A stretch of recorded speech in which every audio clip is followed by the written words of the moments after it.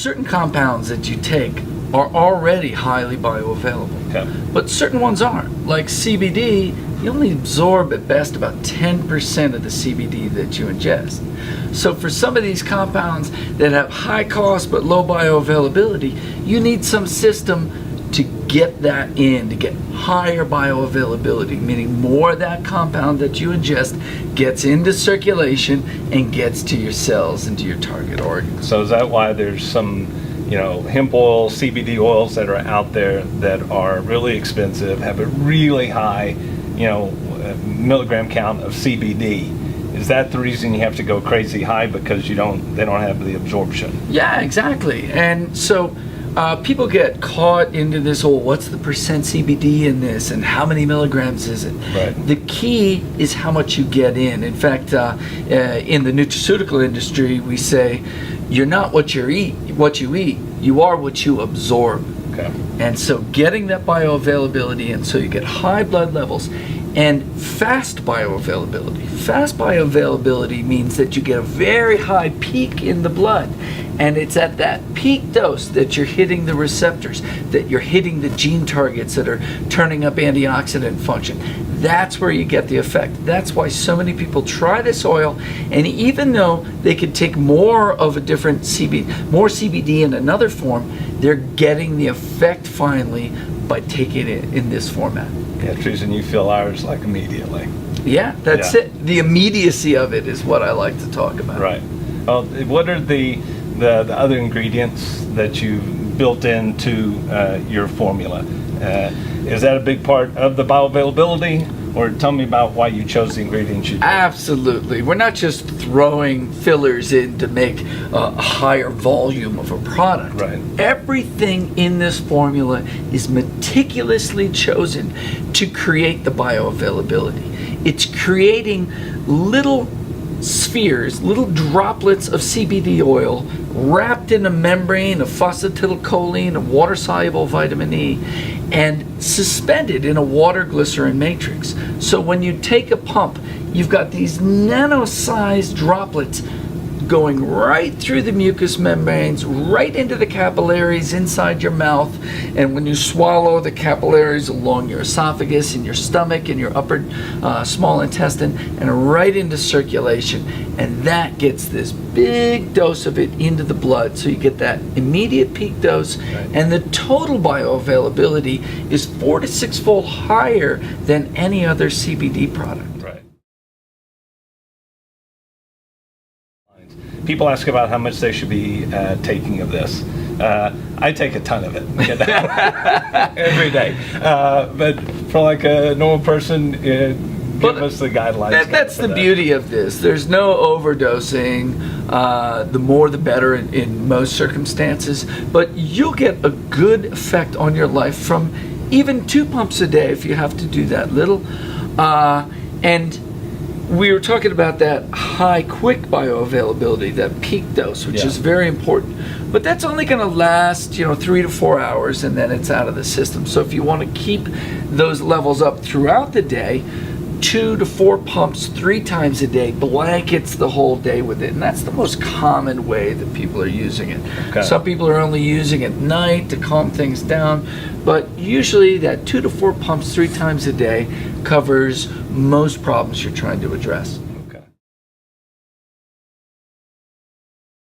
One question we get a bunch is about TPGS.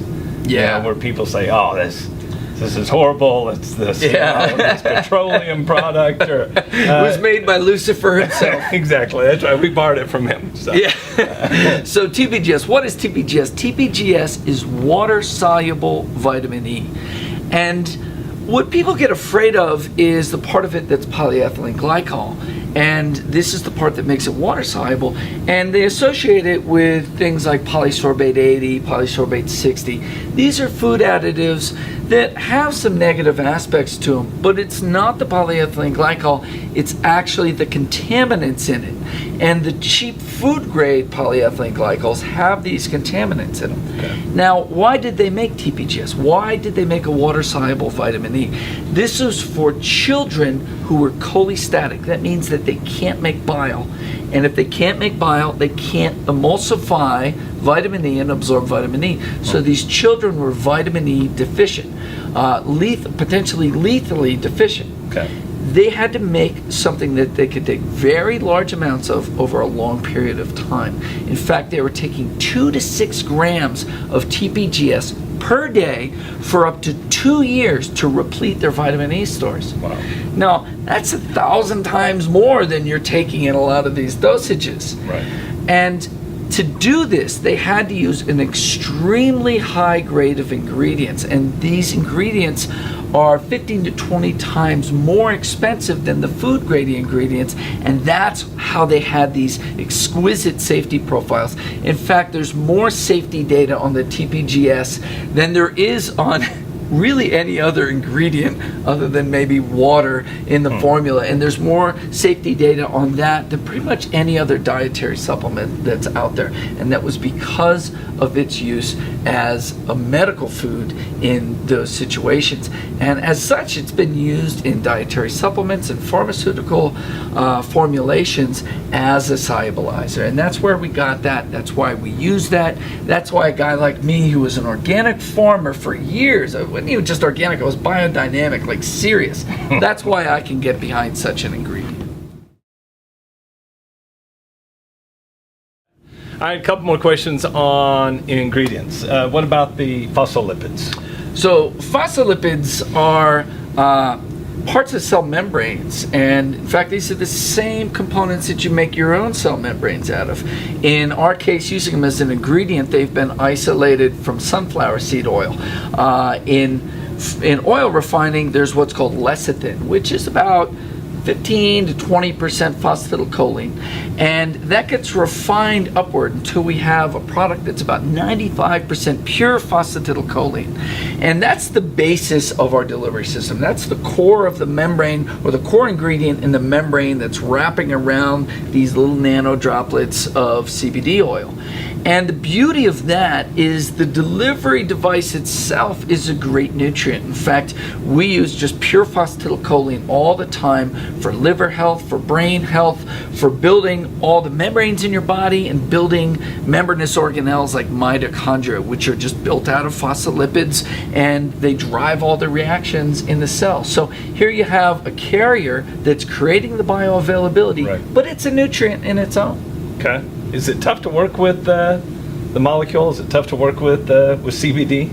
It's tough to work with everything that we do, and that's our expertise has put us ahead of the rest of the competition because we've learned how to use all of these things together. A lot of people think that, oh, I just put some phospholipids and some MCT and some CBD together and I'll have a liposome or a hydrosome, or they make up some other word like they made up the word hydrosome.